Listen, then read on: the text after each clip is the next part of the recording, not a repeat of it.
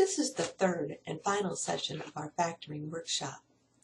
If you want to use the same tool that you see pictured here, please go to the ARC website, MathLab, and find the factoring workshop. We will be looking at four-term polynomials. With four-term polynomials, there will be grouping involved. The first type is a GCF factoring. When there is GCF factoring, you really want to look for number patterns. So given the polynomial 5ax minus 5bx plus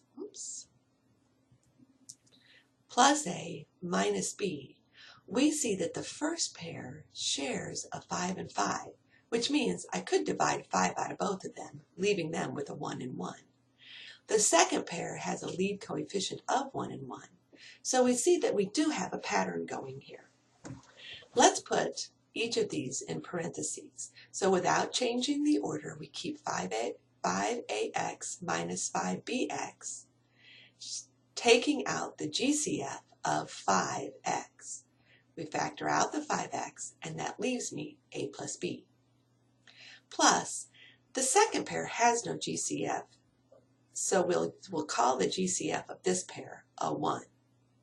Now notice that we have the quantity of a minus b as a shared factor. So let's be assassins. Let's take it out. So we take out the a minus b and we dispose of the body, leaving, of course, that missing factor of 5x plus 1. Let's look at another example. Do I need to rearrange this polynomial? Well, I see a 1 and a 3, so I have a 1, 3 number pattern started, followed by a 2 and a 6, which are both divisible by 2. So once again, I see a 1, 3 number pattern. I like to record that number pattern up top so that I can assure that I've taken care of that step. Now let's go ahead and put in our parentheses. Notice that on the first one, I'm going to take out my x squared, leaving me the factor of x minus 3. My second pair has a 2 in common, leaving me an x minus 3. Now I can take out my x minus 3, so let's take care of that. And of course, dispose of the body.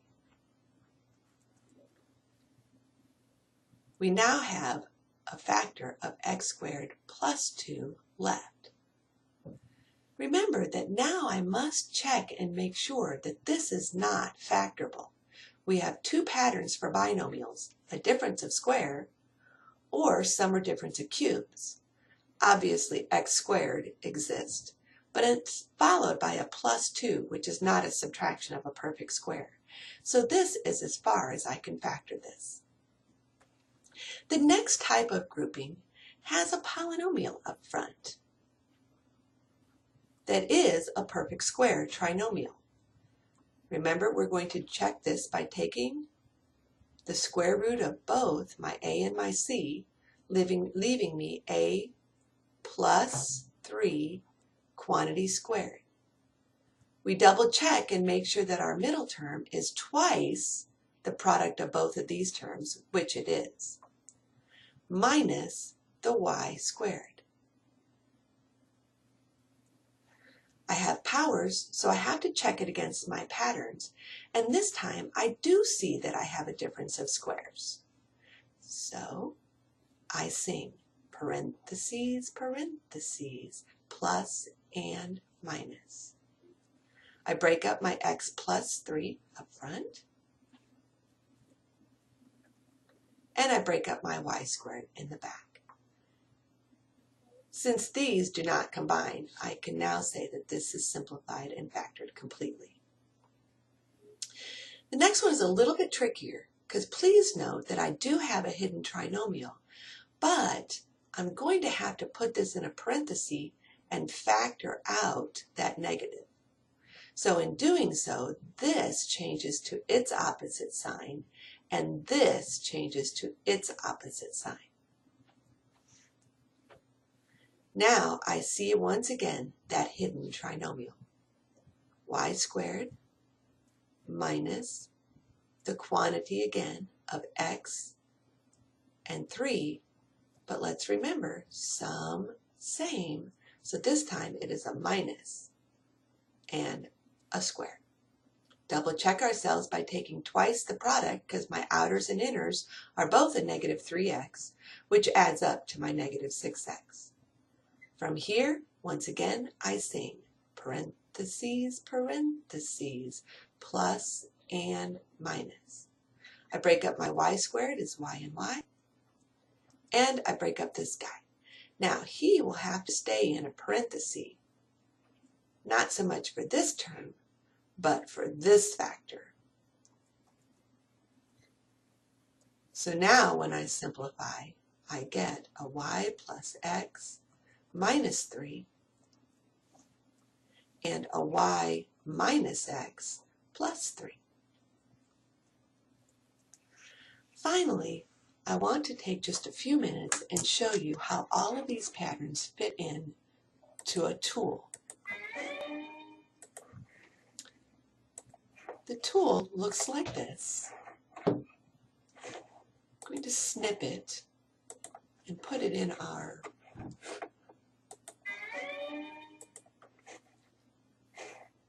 try that again. I'm going to snip it and put it on our tablet so we can take a closer look at it.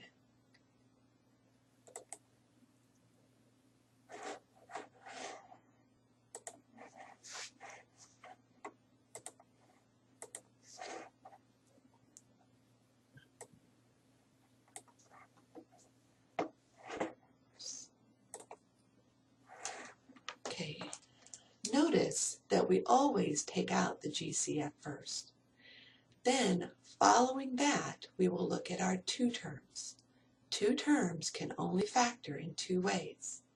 We can either have a difference of squares, in which case we will sing. The song says, of course, parentheses, parentheses, plus and minus.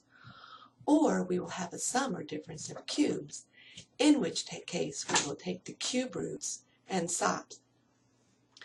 I now have a lead coefficient of 1 for my trinomials, in which case I need to use the F word, which says read in reverse. Or I will have an ax squared, in which case I'll use my outer and inner combos. If you're still confused on either one of these, please look at the trinomial integrity video. And finally, we have our four terms. The four terms will require grouping, as we just reviewed. I hope you've enjoyed our workshop. If you have any questions, please ask any of our tutors.